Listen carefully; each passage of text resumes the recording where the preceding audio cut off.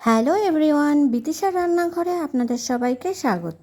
আজকের রেসিপি চিংড়ি মাছ আর কাঁঠালের আটি দিয়ে কুমড়োর শাকের চচ্চড়ি। তার জন্য প্রথমে নিয়ে নিয়েছি কুমড়োর ডাঁটা, কেটে রাখা আলু আর নিয়ে নেব কুমড়োর ডাঁটা। একটি পাত্রের মধ্যে দিয়ে সিদ্ধ করে নেব।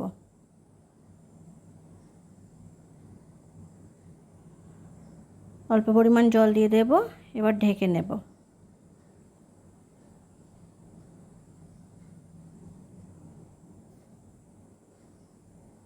সবজিগুলো সিদ্ধ হয়ে গেছে, এবার একটি পাত্রে নামিয়ে নেব।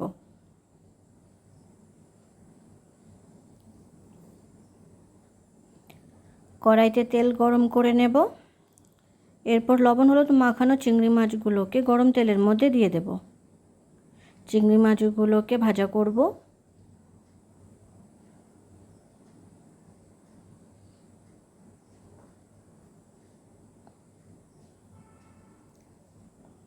চিংড়ি মাছগুলো ভাজা হয়ে গেছে, চিংড়ি মাছগুলোকে তুলে নেব। এরপর গরম তেলের মধ্যে দিয়ে দেব শুকনো লঙ্কা আর দিয়ে দেব কালো জিরে ফোড়ন। এরপর দিয়ে দেব পেঁয়াজ কুচি। পেঁয়াজটিকে ভাজা করব।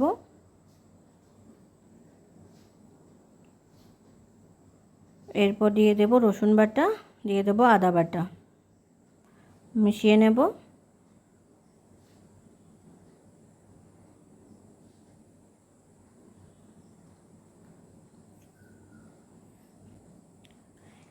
এরপর এর মধ্যে দিয়ে দেব সিদ্ধ করে রাখা সবজিগুলোকে।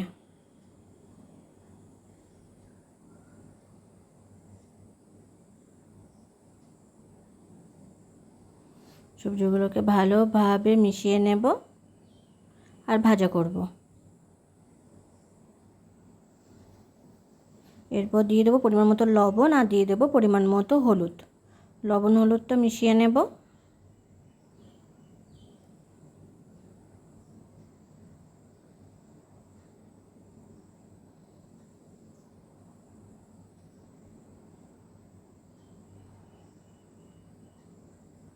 মাঝে মাঝে নাড়াচাড়া করতে থাকবো যাতে তলায় লেগে না যায়।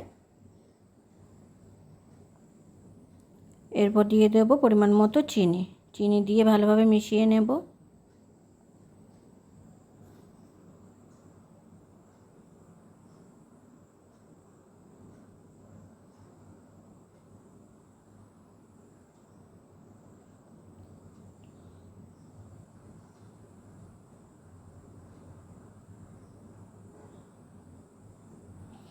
এরপর এর মধ্যে দিয়ে দেবো পরিমাণ মতো জল। জল দিয়ে নাড়াচাড়া করে নেব।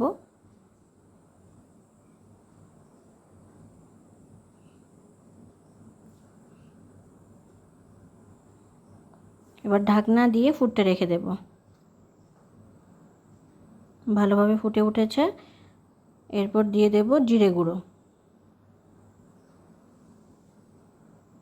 জিরে গুঁড়ো ভালোভাবে মিশিয়ে নেব। আরও কিছু সময়ের জন্য ফুটতে রেখে দেব।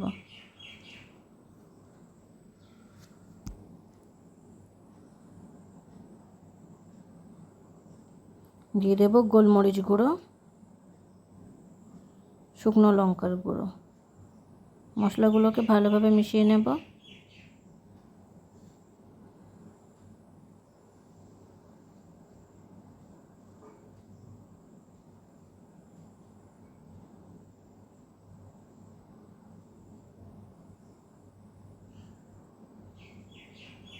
মাঝে মাঝে নাড়াচাড়া করব।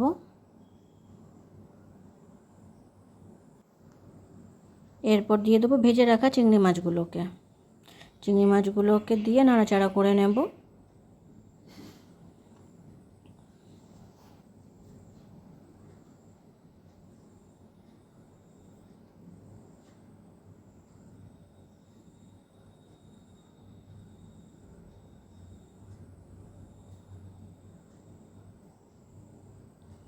এবার এটিকে আরও কিছু সময়ের জন্য রেখে দেব।